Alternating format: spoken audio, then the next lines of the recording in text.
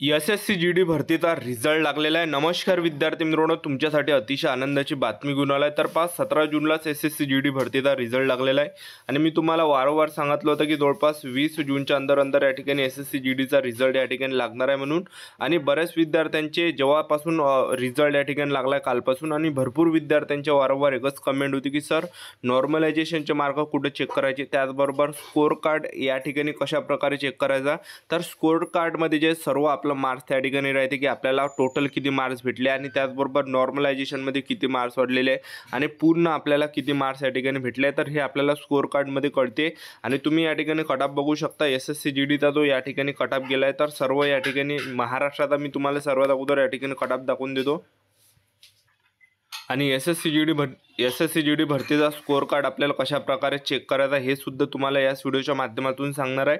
तर आजचा व्हिडिओ खूप महत्त्वाचा होणार आहे. व्हिडिओ शेवटपर्यंत बघा आणि व्हिडिओला आताच लाईक करा. नमस्कार विद्यार्थी मित्रांनो, माझी नोकरी कॉर्नर यूट्यूब चॅनलवर मी गोपालांकडे तुमचं सर्वांचं सहर्ष स्वागत करतो. तर मित्रांनो, व्हिडिओचा थंबनेल बघून तुमच्या लक्षात आलं असेल की आपला व्हिडिओ कोणत्या टॉपिकवर होणार आहे. व्हिडिओ सुरू करण्याच्या आधी आपल्या यूट्यूब चॅनलला सबस्क्राईब करा, जेणेकरून प्रत्येक भरतीचे अपडेट तुमच्यापर्यंत सर्वात आधी पोहोचेल. आणि जास्त करून एस-एस-सी जी-डी भरतीच्या रिलेटेड जास्त व्हिडिओ आपल्या चॅनलवर अपलोड करत असतो. तर तुम्ही या ठिकाणी एकवेळा कटऑफ पाहून घ्या आपल्या महाराष्ट्राचा किती गेला आहे. तर पहा, जनरल एक्स सर्व्हिसमॅनचा जो कटऑफ गेला हा 42वर गेलेला आहे आणि त्याचबरोबर EWS कॅटेगरीचा जो कटऑफ आहे हा फक्त 82वर गेला आहे महिला उमेदवारांचा. आणि ओबीसी कॅटेगरीचा जो कटऑफ आहे हा 87वर गेला आहे महिला उमेदवारांचा. आणि एस-सी कॅटेगरीचा महिला उमेदवारांचा जो कटऑफ आहे 88वर गेलेला आहे. आणि एस-टी कॅटेगरीच्या महिला उमेदवारांचा जो कटऑफ आहे 81वर गेला आहे. आणि UR कॅटेगरीच्या महिला उमेदवारांचा जो कटऑफ आहे 89वर या ठिकाणी गेलेला आहे. आणि नक्सल एरियाचा जो कटऑफ आहे तर हा या ठिकाणी EWS कॅटेगरीचा 76वर गेला आहे.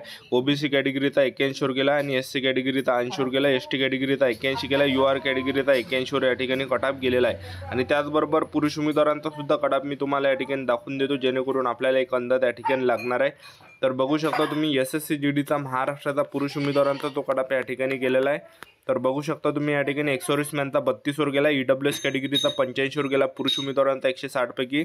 ओबीसी कॅटेगरीचा पुरुष उमेदवारांचा 90वर गेला. एस-सी कॅटेगरीचा 88वर गेला पुरुष उमेदवारांचा. एस-टी कॅटेगरीचा 78वर गेला आहे. UR कॅटेगरीचा 91वर गेला. आणि EWS कॅटेगरीचा जो कटऑफ आहे नक्सल एरियाचा हा 40 गेला आहे. ओबीसी कॅटेगरीचा नक्सल एरिया पुरुष उमेदवारांचा 63 गेला आहे. एस-सी कॅटेगरीचा 53वर गेला आहे. एस-टी कॅटेगरीचा 66 आणि UR कॅटेगरीचा 65. तर आता या ठिकाणी आपला सर्वांनी या ठिकाणी एस-एस-सी जी-डीचा या ठिकाणी रिझल्ट पाहिला असेल महाराष्ट्राचा या ठिकाणी किती गेला म्हणून, ठीक आहे. तर आता या ठिकाणी सर्व याचा जे कटऑफ या ठिकाणी एस-एस-सी जी-डीचा लागलेला आहे, जसं BSF झालं, CISF झालं, CRPF झालं, आसाम रायफल झालं, SSCD झालं, SSF झालं.